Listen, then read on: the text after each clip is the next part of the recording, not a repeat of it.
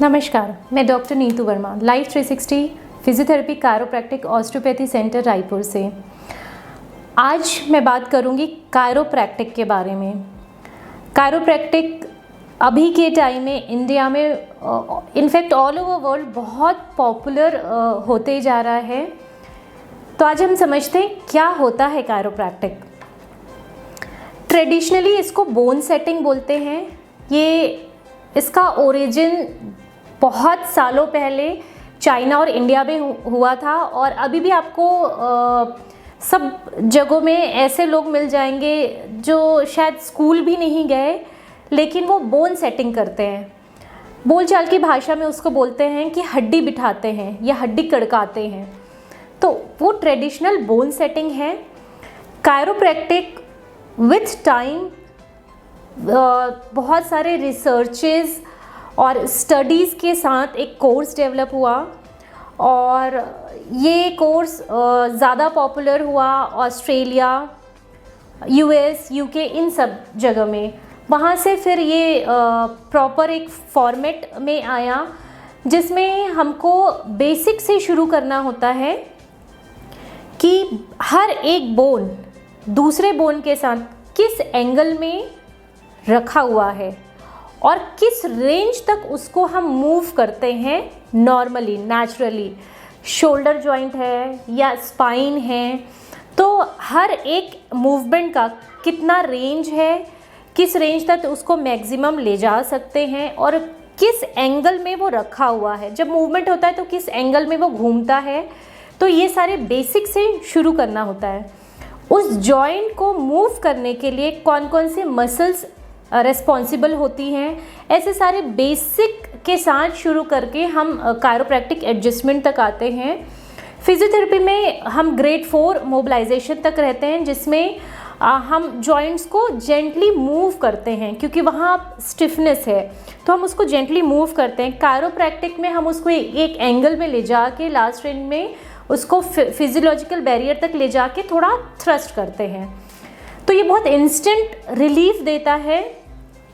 और कायरोप्रैक्टिक में बेसिक जो बोला जाता है उसका बेसिक थ्योरी ये है कि ये स्पाइन को सेंटर ऑफ द हेल्थ बोलते हैं।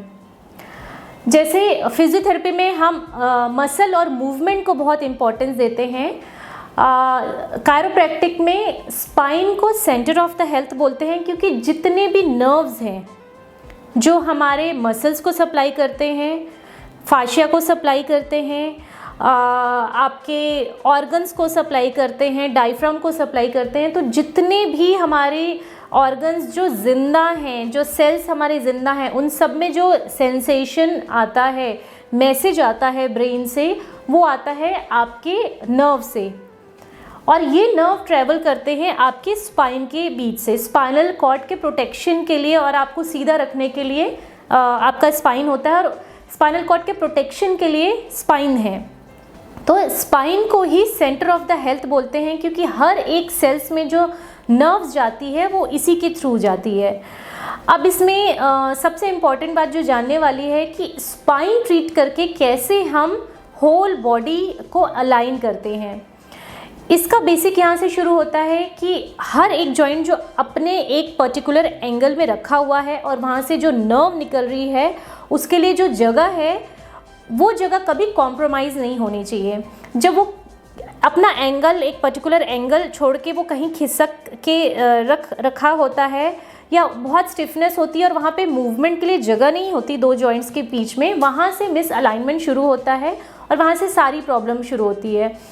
कायरोप्रैक्टिक में आपने बहुत सारे वीडियोस देखे होंगे जिसमें ये बोलते हैं कि एसिडिटी भी हम स्पाइन से ठीक करते हैं, कॉन्स्टिपेशन स्पाइन से, बैकएक है, पेल्विक पेन है तो स्पाइन से, नी की प्रॉब्लम है तो नी को सप्लाई करने वाले नर्व को हम एडजस्ट करते हैं स्पाइन में।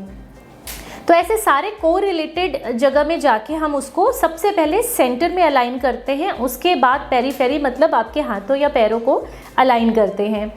कायरोप्रैक्टिक के बहुत सारे बेनिफिट्स हैं बट सबसे अच्छा बेनिफिट ये है कि पेशेंट को तुरंत बहुत फ्री लगता है, उनको लगता है ब्रीदिंग ओपन हो गया, स्पाइन खुल गया, उनकी फ्लेक्सिबिलिटी बढ़ गई और उनका पेन इंस्टेंट रिडक्शन हो गया।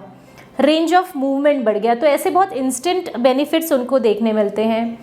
अब बात ये है, मुझे ऑल ओवर इंडिया से कॉल आता है कि हमको ये प्रॉब्लम है, कायरोप्रैक्टिक से ठीक हो जाएगा क्या, हम कितने दिन के लिए आएँ। तो मैं कुछ बेसिक चीज़ें आपको बताना चाहूँगी जिससे आपका समय और हमारा समय दोनों बचेगा।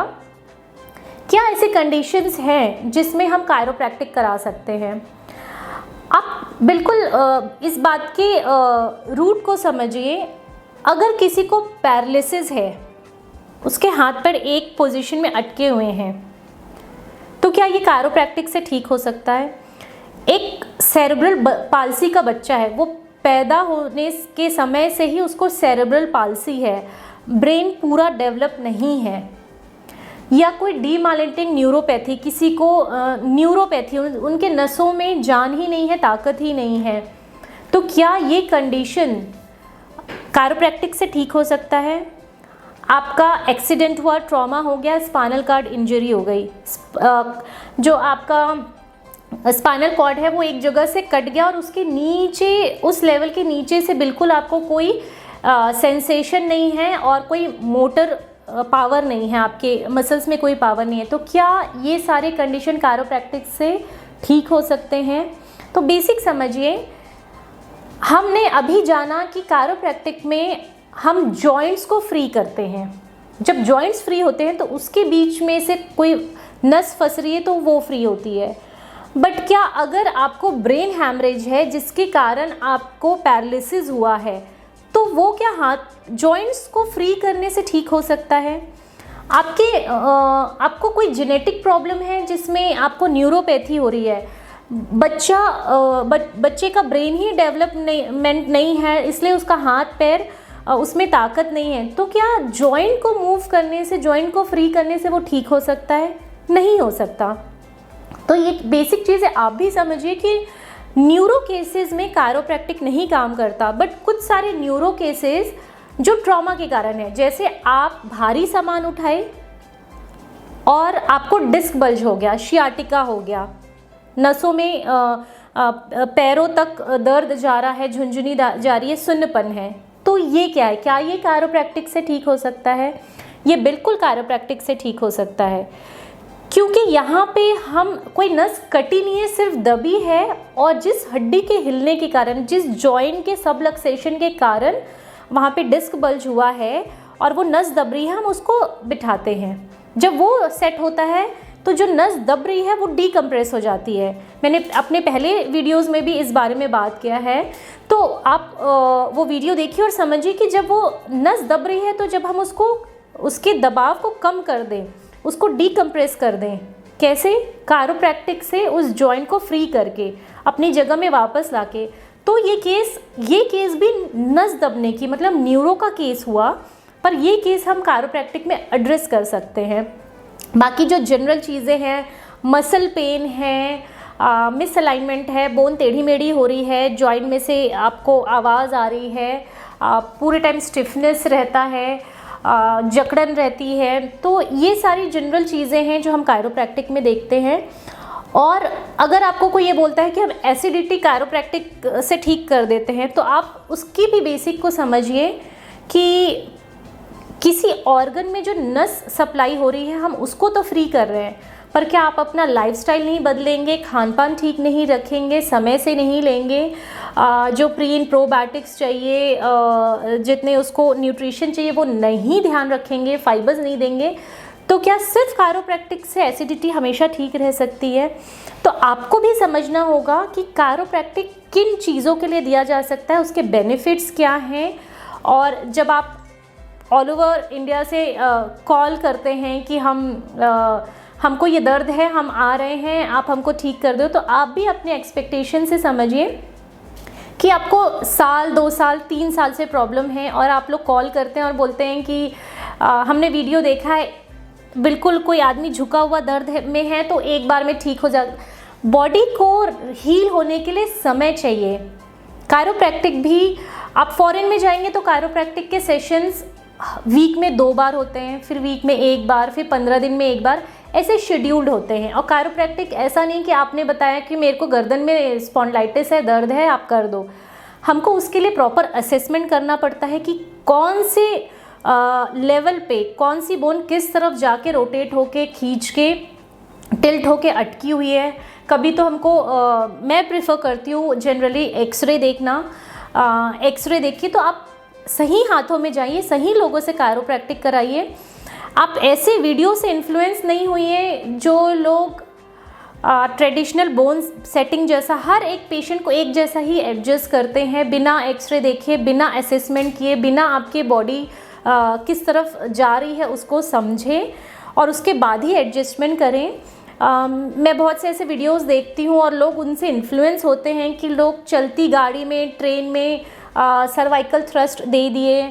कोई अपने बस के लिए वेट कर रहा है तो बस स्टॉप में ही उसका शोल्डर एडजस्ट कर दिए। तो कभी भी ऐसे हाथों में अपने आप को नहीं दीजिए।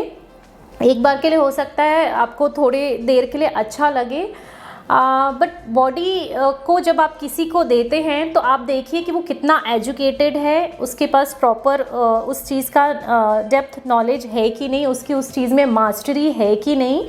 और एक सेटअप होता है, आप कहीं पे भी बैठ के किसी भी जगह में बॉडी को बिना समझे जब आप एडजस्ट करते हैं तो उसके बहुत साइड इफ़ेक्ट्स भी होते हैं।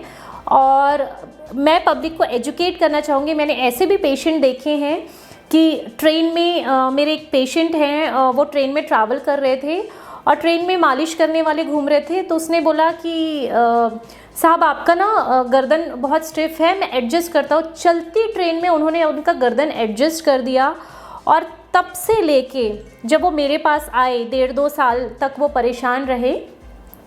तो मैंने उनसे पूछा कभी सलून में आपने ऐसा कराया, कुछ कराया? तो बोले नहीं मैं किसी को अपने गर्दन नहीं। फिर उनको याद आया कि ट्रेन में उनके फ्रेंड्स ने उनको इंसिस्ट किया और किसी मालिश वाले से उन्होंने अपना गर्दन एडजस्ट करा लिया और तब से उनके पाँव सही से नहीं रखाते थे, उनके पाँव में सेंसेशन कम हो गया था, उनको बैलेंस का इशू हो गया था। फिर जब हमने एमआरआई कराया तो पता चला कि काफ़ी उनको कंप्रेशन था उनके नर्व्स में, सर्वाइकल रीजन में, और जिसको हील होने में भी बहुत टाइम लगा क्योंकि उसको डायग्नोज होने में 1.5 से 2 साल लग गए। तो मैं रिक्वेस्ट करूँगी कि सिर्फ जो कड़कने की आवाज़ है उसके पीछे क्रेज़ी नहीं हुई है। आप सही जगह जाइए, सही हाथों में अपनी बॉडी को दीजिए, असेसमेंट होने दीजिए और प्रॉपर उसका एडजस्टमेंट होने चाहिए। उसके लिए एक प्रॉपर सेटअप लगता है। तो प्लीज़ कायरोप्रैक्टिक के लिए मैं चाहूँगी कि आप सभी को ये चीज़ अवेयर करें कि हर एक चीज़ का सॉल्यूशन कायरोप्रैक्टिक नहीं है। अगर किसी को पैरालिसिस है और एक सेशन में कोई कायरोप्रैक्टिक में उसको ठीक कर देता है, ऐसा जो दावा करते हैं अपने वीडियोस में, या सेरेब्रल पाल्सी को ठीक कर सकते हैं, तो मैं रिक्वेस्ट करूँगी सभी से कि वो सर्जरी नहीं पढ़ें। 10 साल तक MBBS MD MS करते हैं, सब लोग कायरोप्रैक्टिक करते हैं और कायरोप्रैक्टिक से हर एक प्रॉब्लम का हम सॉल्यूशन दे सकते हैं, पर ऐसा है नहीं। आपको अपने गूगल नॉलेज से और व्हाट्सएप नॉलेज और यूट्यूब से निकल के ये चीज़ समझना पड़ेगा कि आपको प्रॉब्लम क्या है और कहाँ पे हेल्प के लिए रीच करना है।